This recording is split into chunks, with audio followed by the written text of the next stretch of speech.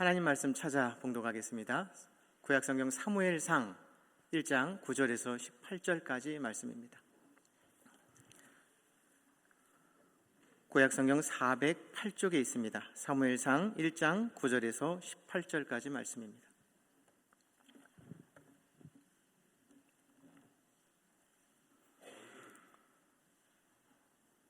교독하겠습니다. 그들이 실로에서 먹고 마신 후에 한나가 일어나니 그때의 제사장 엘리는 여호와의 전 문설주 곁 의자에 앉아 있었더라.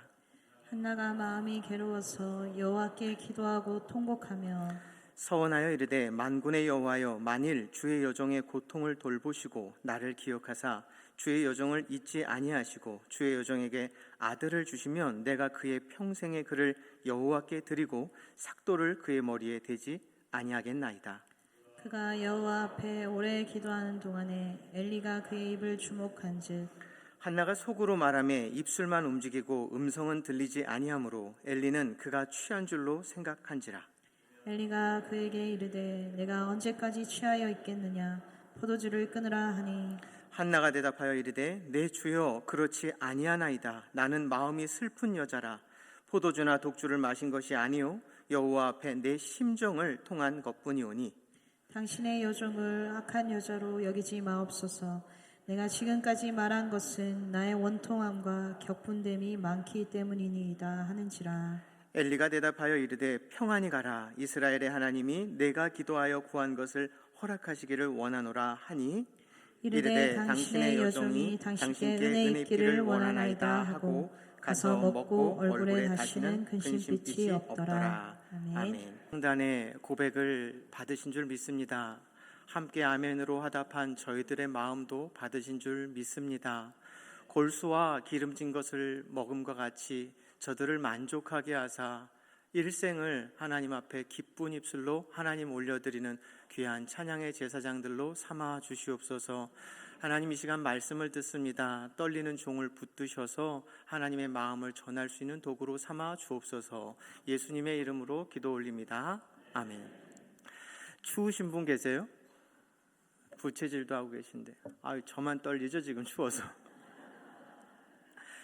사무엘서는 사사시대를 배경으로 하고 있습니다. 사사시대는 이스라엘 역사상에서 가장 우울하고 침울하고 황폐한 시절이었습니다. 그런데 또 그렇게 봄과 동시에 사사시대처럼 은혜로운 시대가 없었습니다. 그렇게 병든 자기 백성을 향하여서 몇 번을 반역하는데도 또 반역하고 또 반역하는데 하나님은 계속 끊임없이 사사를 보내주셨던 것을 보면 인간의 입장으로 보면 참 혀차게 만들고 저것들 뭐 했으려나 싶은 인생들이었는데 거기에 계속 하나님은 대답하셨습니다. 사무엘서는 바로 이 사사시대 끝자락을 배경으로 하고 있습니다. 그래서 이 몰락해가는 이스라엘을 묻고 싶은 거죠. 제사장 나라로 거룩한 백성으로 불렀는데 저 모양 저 꼴로 망가진 저것들에 대해서 하나님 어떻게 하실 겁니까? 물으니까 하나님의 대답은 뭐였어요? 사무엘이었어요. 하나님이 저 망가진 인생에 대해서, 저와 여러분의 망가짐에 대해서 유일하게 대답이 되실 수 있는 분은 누구세요? 하나님이세요. 사무엘서는 이렇게 망가진 사사시대에 대한 아무도 대답할 수 없는 시대적 암울함에 대해서 하나님이 대답으로서 내놓은 것을 기록한 책이 사무엘서입니다. 종교적 부패와 도덕적 타락이 극에 달했던 사사시대 말은 어떤 의미나 가치를 창조해낼 수 없는 불임의 시대였습니다. 불임의 여인 한나는 이 무기력한 시대를 대변하는 인물이기도 하고요. 그리고 동시에 어떻게 하면 이 불임과 같이 우리 안에서 선한 것을 더 이상 길어 올릴 수 없는, 인간에게서 인간다움이라고 하는 것을 길어 올릴 수 없을 정도로 망가져버린 이 사망과 같은 몸, 사도 바울이 그랬잖아요. 나로 하여금 선을 알게 하셨다면 선을 행할 능력을 주시든가, 악을 분간할 마음을 주셨다면 악을 거절할 능력을 주시든가. 선을 머리통으로는 알고 있는데 내 발과 손과 마음은 다 어디로 끌려가요? 악으로 멱살 잡혀서 끌려가는도다. 오라, 나는 곤고한 자로다. 살았다고 볼 수 없는 이 사망의 몸에서 누가 나를 건져내랴 하고 바로 그 다음 절 뛰어가는 게 누구냐면 주 예수 그리스도. 이 망가진 인생의 대답은 예수 그분밖에 없다라고. 한나는 불임의 시대를 대표하는 인물이기도 하지만 어떻게 하면 이 사망의 시대에서 생명의 시대로 갈 수 있는지를 보여주는 인물입니다. 그것은 자기 소견에 옳은 대로 사는 삶을 그치고 오직 한 분 생명의 주인이신 하나님께 돌아가는 것입니다. 사사시대를 설명하는 관용어가 있죠. 그때에 이스라엘에 뭐가 없었어요? 왕이 없으므로 사람들이 각자 자기 소견에 옳은 대로 했어요. 정말 왕이 없었어요. 사사까지는 있었는데 정말 왕이 없다라고 하는 이야기도 되지만 이 말은 중의적입니다. 이것도 얘기하지만 뭘 얘기냐면 이스라엘에는 왕이 있었어요? 없었어요?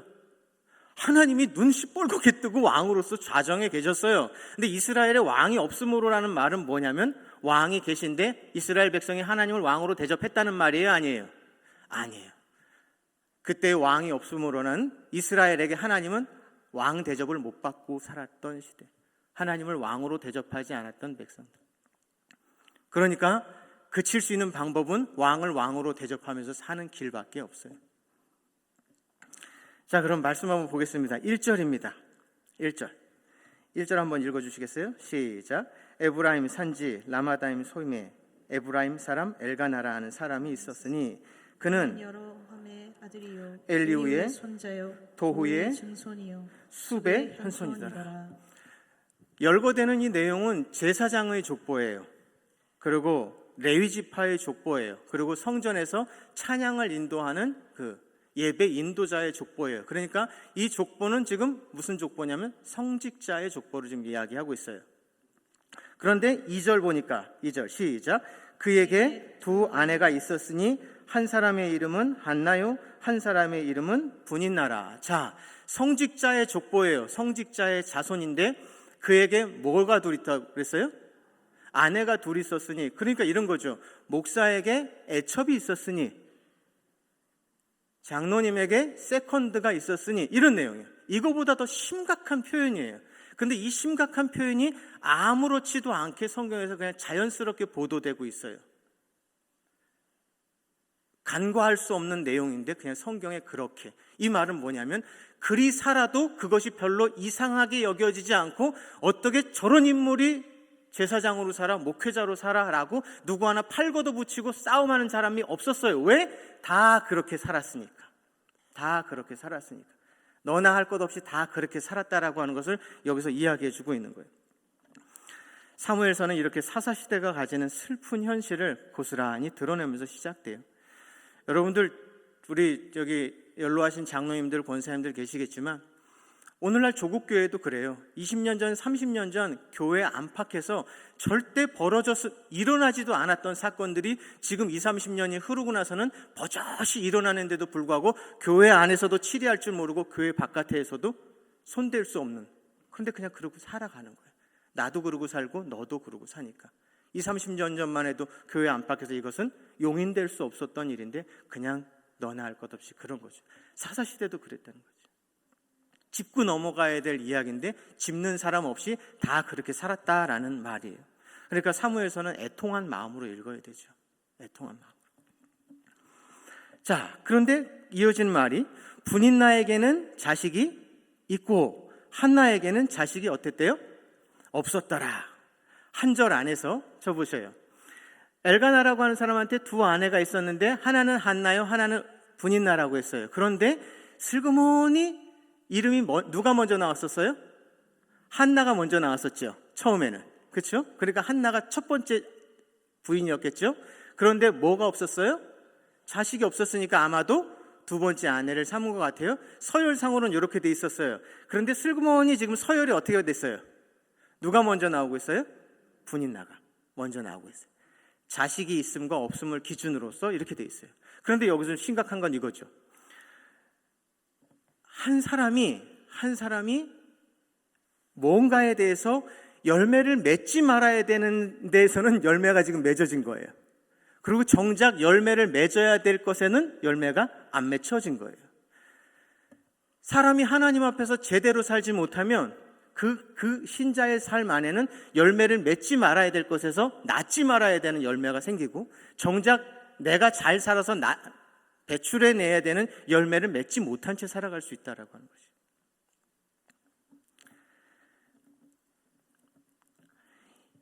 그러니까 이건 이중적 고발이죠. 성직자의 영적인 상태가 이 지경에 이르니까 백성의 상태가 어떻겠느냐.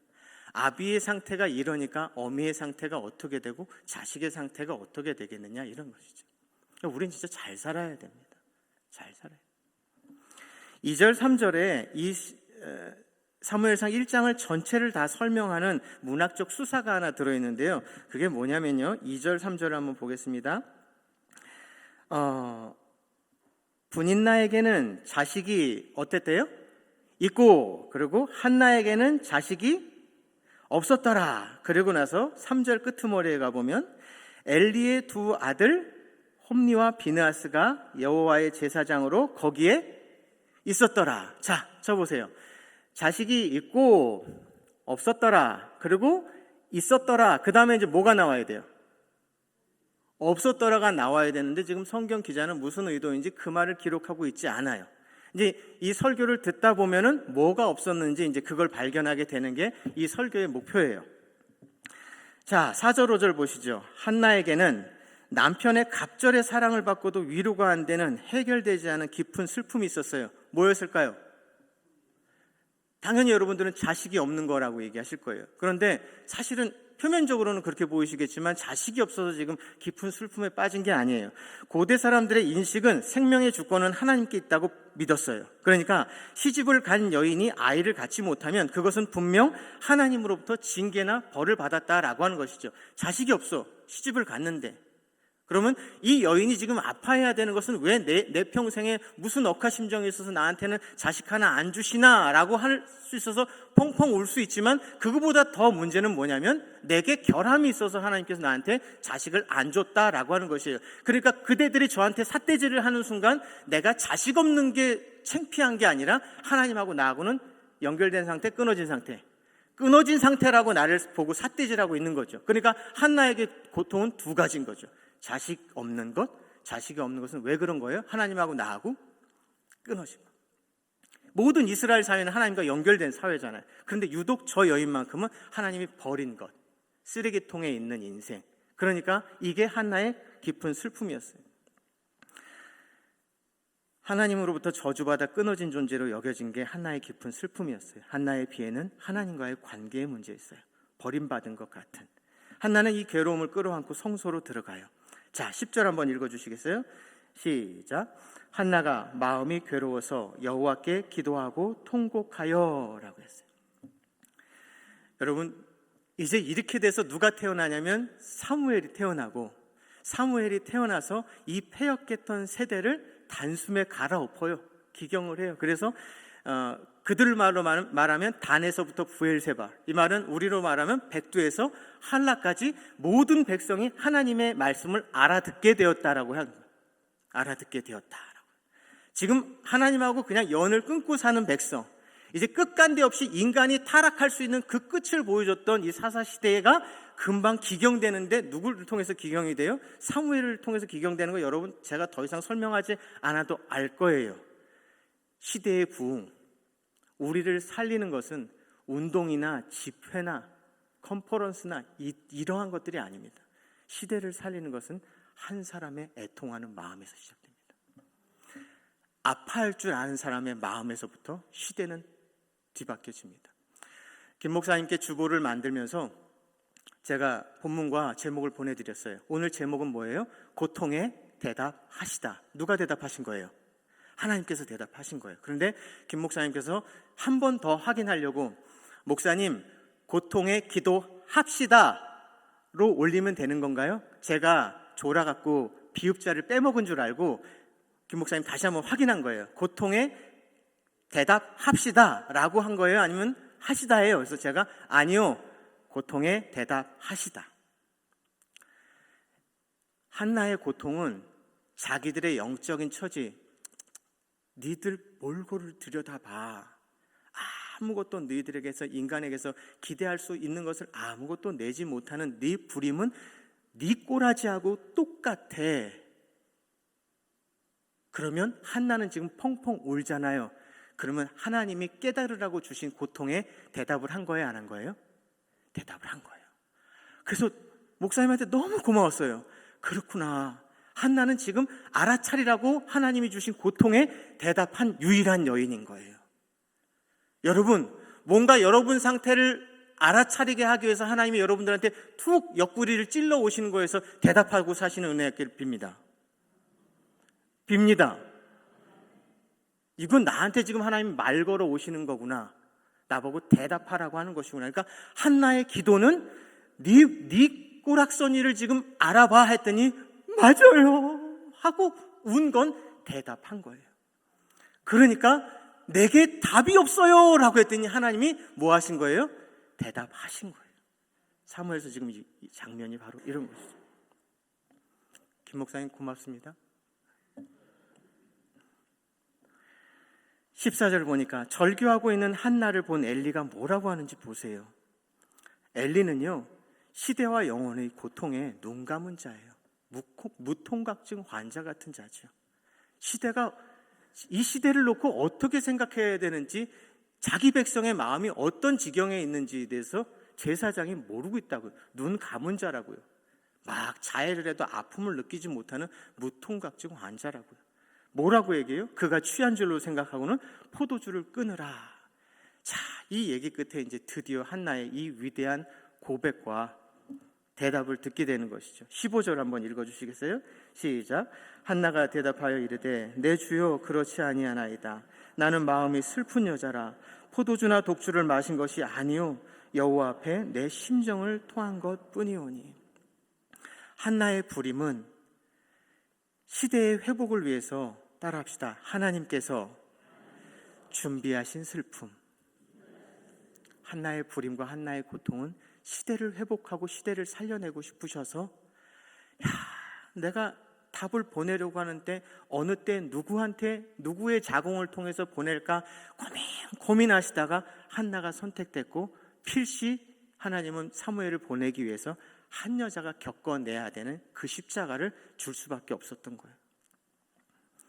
자녀 없는 괴로움을 통해서 한나를 기도의 자리로 몰아가세요. 그리고 슬픔의 기도 속에서 당신의 슬픔을 알리세요. 그리고 한나로 하여금 공감케 하세요. 그 공감이 바로 11절이에요. 그리고 그 공감을 통해서 시대의 답 사무엘을 주시는 것이죠.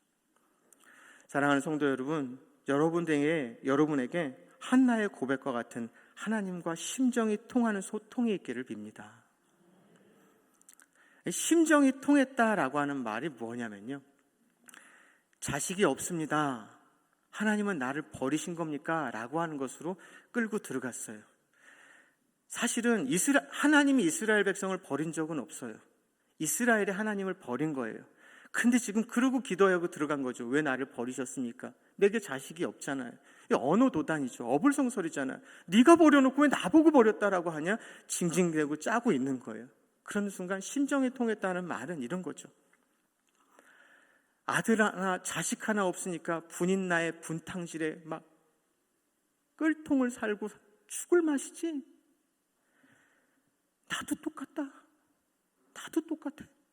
이 땅 가운데 내 마음 후련하게 한마디 전해줄 내 말씀의 사람이 없어서, 너도 네 자식 없어서 그런 것처럼 나도 이 땅 가운데 내 심정 하나 전달해줄 사람이 없어서 나도 속상하다.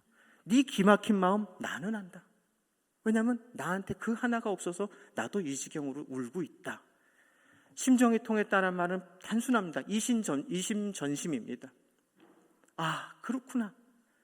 내게 아들이 하나가 없어서 내가 온전한 사람으로 존재하지 못하는 것처럼 하나님이 우리의 왕이신데 그 마음을 전달할 한 사람이 없어서 저렇게 이 백성을 향하여 하나님 노릇을 할 수 없으신 거구나.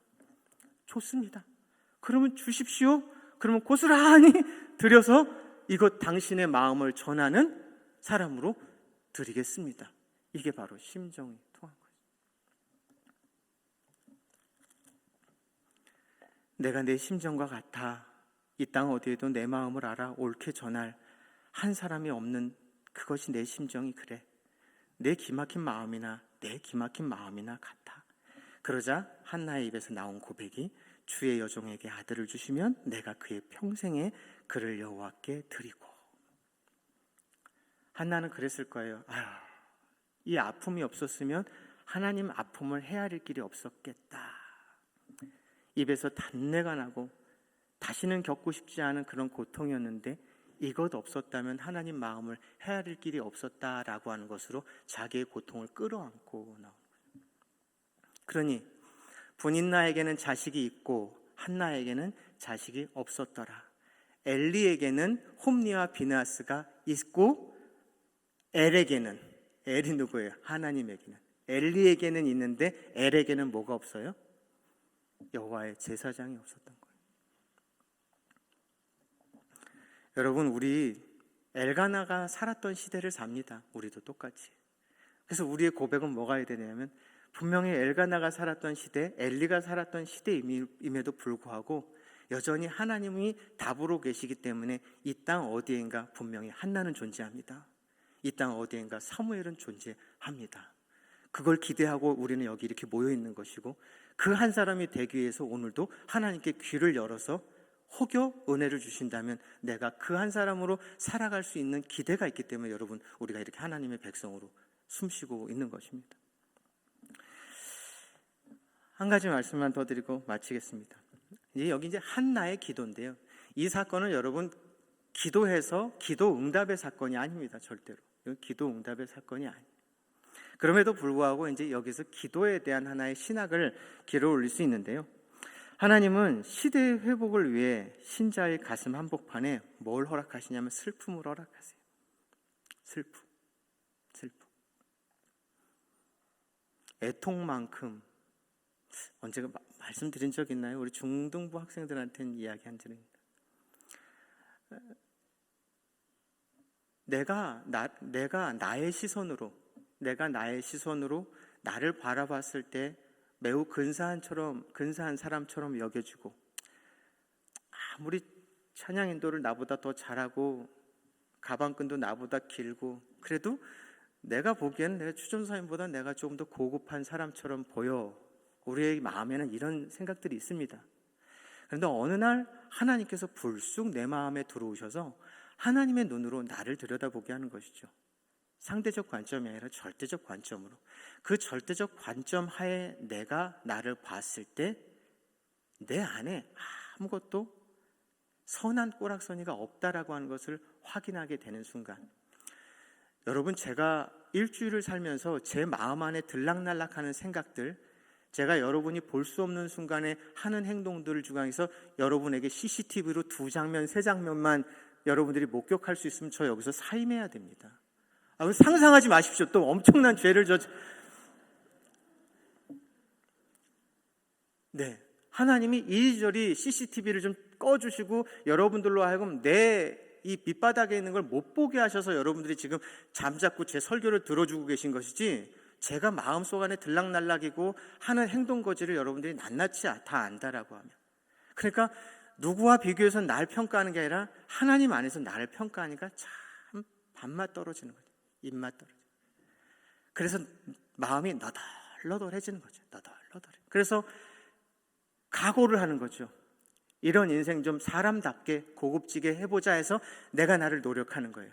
적에 없는 거를 나는 있게 해보자.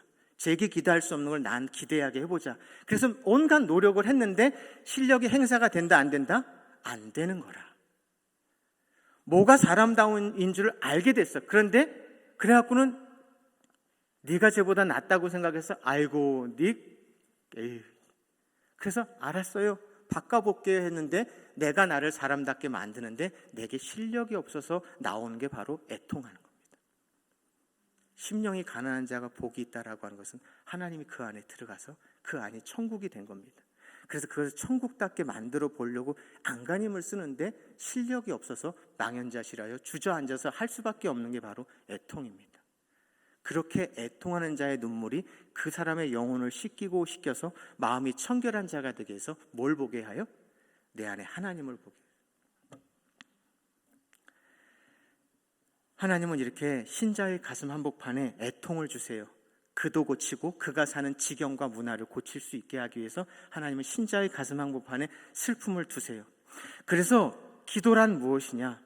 개인의 슬픔에 감추어 놓으신 슬픔 너머에 계신 하나님의 마음을 보는 자리예요. 다시 한번, 기도가 뭐야? 그러면 개인의 슬픔 가운데 놓으신 그 슬픔 너머에 계신 하나님의 마음을 보는 자리예요. 나만 슬픈 줄 알았는데 나보다 더 말할 수 없는 슬픔을 갖고 계신 거를 볼 수 있는 자리가 뭐예요? 기도예요.